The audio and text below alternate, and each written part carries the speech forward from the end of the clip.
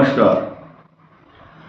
Mean राशि को केंद्र में रखते हुए हम बात करेंगे, क्योंकि मीन राशि तो 12 करोड़ लोगों की है भारत के अंदर, लेकिन कुछ लोगों को इस बात की आदत पड़ गई है। हमारे चैनल के जितने भी श्रोता हैं, दर्शक हैं,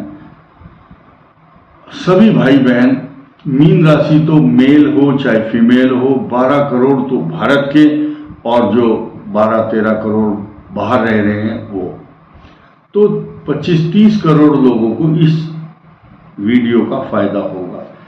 आप ये देखिए, शुरुआत यहाँ से करते हैं कि लगन 12 लगन है, 12 के 12 तो लगन सबके ही होंगे, इसमें कोई शक नहीं है। 12 लग्नों के अंदर पूरी सृष्टि के लोग आते हैं, तो सबको सुनना चाहिए, लेकिन उसको जरूर सुनना चाहिए जिसकी मीन राशि है। लगन आपका कुछ भी होगा उसको मैं कवर करूंगा, आपकी दशाओं को कवर भी किया जाएगा। आप इस बात को सुनिए और उसी के हिसाब से आप अपने को जोड़ने का प्रयास कीजिए। क्या ये बात जो हम बता रहे हैं आपसे जुड़ती है या आपसे रिलेशन है, इसका रेलेवेंट सब्जेक्ट है नहीं आपके लिए?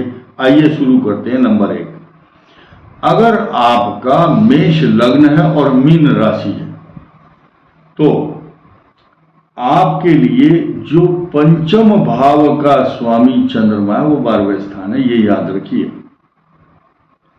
इस बात को देखकर अब हम चर्चा करेंगे। तो सूर्य की दशा आपके लिए अच्छी रहती है, इसमें कोई संदेह नहीं, क्योंकि पंचम भाव का स्वामी सूर्य है।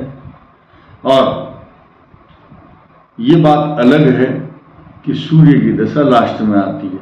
फिर चंद्रमा की महादशा चतुर्थ भाव में भूमि, भवन, वाहन, सवारी, प्रॉपर्टी, पैसा, जायदाद, तरक्की देती है।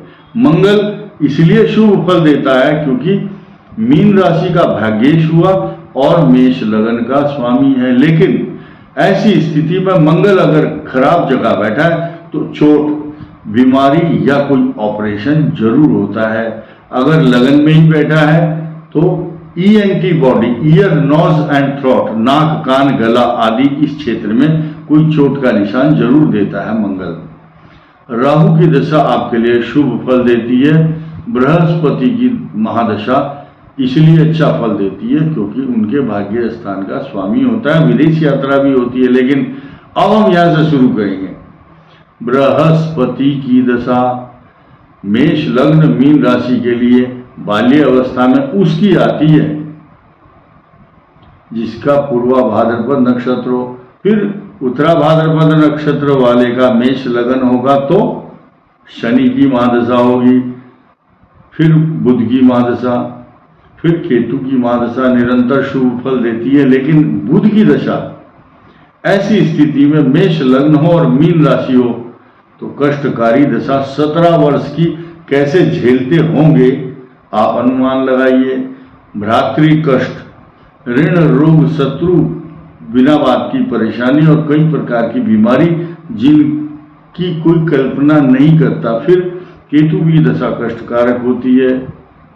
शुक्र की महादशा अत्यंत पीड़ादायक इसलिए होती है क्योंकि मेष राशि का द्वितीय और सप्तम भाव मारक भाव होता है। जरूरी नहीं है कि आपका शुक्र उन्हीं स्थानों पर बैठा हो जिसकी मैं चर्चा कर रहा हूं। द्वितीय, सप्तम, नवम, अष्टम और द्वादश अगर है, धन दायक तो होगा लेकिन शारीरिक कष्ट भी देगा। उसके बाद सूर्य, चंद्र, मंगल, राहु सब अच्छा फल देते हैं। अब रेवती नक्षत्र की बारी आती है। मेष लगन में वही बाल्य अवस्था में रोग कारक समय, फिर केतु की दशा अच्छी नहीं रहती।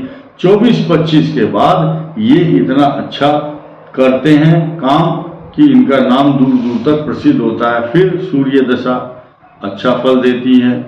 मान सम्मान, तरक्की, पैसा, जायदाद, प्रॉपर्टी सब अच्छे परिणाम मिलते हैं। हम क्रम से अब बात करेंगे इस बात की कि लगन का स्वामी मंगल कहाँ बैठा है मंगल की दशा अच्छा फल देती है। दूसरे भाव का स्वामी शुक्र है तो शुक्र शुभ फल देता है। मान सम्मान, तरक्की, पैसा, प्रॉपर्टी, जायदाद, स्वर्ण, रत्न, आभूषण और अच्छे अच्छे वस्त्रों से अलंकृत किया जाता है ऐसा व्यक्ति। अब आप तीसरे भाव पर आइए। बुध का जो स्थान है, तीसरे भाव की जो दशा है या जो स्थान है वो अच्छा परिणाम नहीं देता। हम दो स्थानों को कवर करेंगे, तीसरा और छठा। मेष लगन मीन राशि का अच्छा फल परिणाम क्यों नहीं देता है? जितनी एक्सपेक्टेशन होती है, अपेक्षा करता है मनुष्य, उतना फल नहीं मिलता है। अब हम बात करते हैं दो भाव ऐसे हैं जिनका स्वामी अकेला ग्रह है, चंद्रमा। चंद्रमा आपके भूमि, भवन, वाहन, सवारी, प्रॉपर्टी, पैसा, जायदाद और इतना सम्मान, नौकर चाकर लगे रहते हैं घर में सेवा के लिए। बहुत ही शुभ दशा और शुभ परिणाम मिलते हैं। पंचम भाव का स्वामी भी अकेला है, सूर्य। ये सिंह राशि के दो स्वामी, मतलब ग्रह एक ही है, राशि एक है, चंद्रमा की भी एक है। अब पंचम भाव संतान, विद्या, एजुकेशन, टेक्नोलॉजी, ज्ञान, विज्ञान, कला कौशल में तरक्की और धन भी देता है। अब आया सप्तम भाव। छठे को हमने इसलिए नहीं लिया क्योंकि तीसरा और छठे का स्वामी बुध है, ये अच्छा परिणाम नहीं देता है। सप्तम भाव और द्वितीय भाव दोनों के स्वामी शुक्र हैं तो राजाओं जैसा सुख, वैभव, विलासिता, मान सम्मान, लग्जरियस लाइफ, अच्छे अच्छे सुगंधित द्रव्य, चंदन के, कस्तूरी के जो इत्र लगा करके चलता है आदमी, ऐसा व्यक्ति सुशोभित होता है समाज में शुक्र की महादशा में। अब आइए अष्टम भाव मंगल।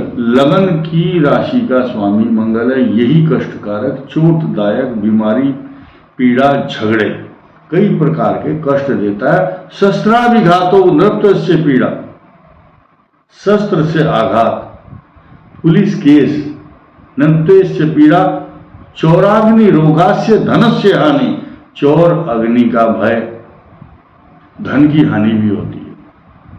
कार्याभिघातस्य नरस्य दैन्यम, मतलब जो धरणी सुत, मतलब इसका भूमि का जो पुत्र है, इस दशा में कई प्रकार के क्लेश देखने को मिलते हैं।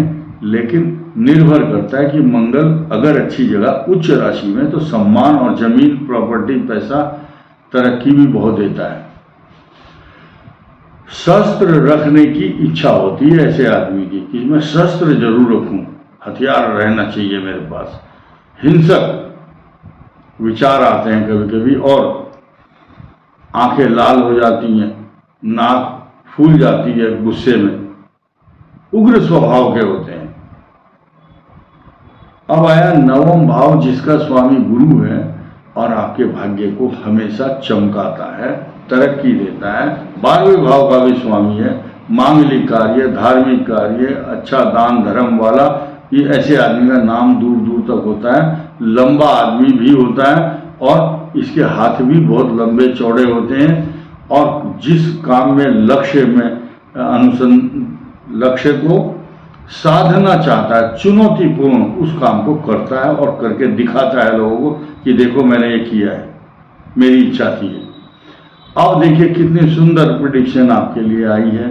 दसम भाव और एकादश भाव दोनों का स्वामी सूर्य शनि न्यायाधीश आपके लिए जीवन भर वरदान बन जाता है। लेकिन इसकी जो दशा है रेवती नक्षत्र को तो मिलती नहीं है क्योंकि बाद में आती है 100 वर्ष की आयु के बाद, लेकिन पूर्वा भाद्रपद नक्षत्र को मिलती है और उत्तरा भाद्रपद को भी मिलती है।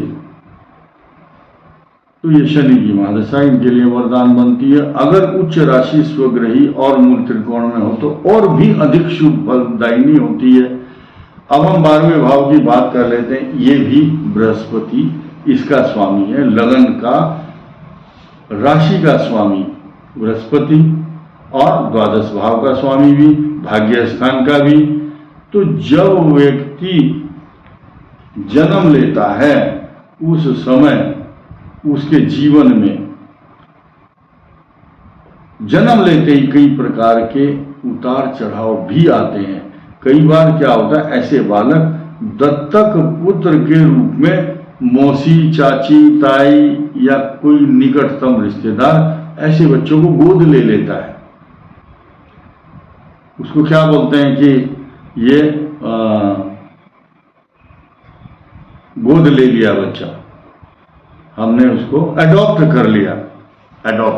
एडॉप्टेड सन भी कई बार ऐसी स्थिति में देखे गए हैं, क्योंकि द्वादश भाव है। तो ये 12 राशियों 12 लग्नों का मीन राशि का फल था। तो इसमें कोई शिकायत किसी को इसलिए नहीं आएगी क्योंकि हम स्पेसिफिक बात करें सिर्फ मीन राशि की, और 12 के 12 लग्न कवर हमने किए हैं। तो आप इसको अपने से जोड़ करके देखेंगे तो आपके लिए शुभ परिणाम आपको जरूर मिलेंगे। ये निर्भर करता है कि आपकी कुंडली में कौन सा ग्रह किस स्थान पर कैसा फल दे रहा है। इस वीडियो में इतना ही। धन्यवाद, नमस्कार।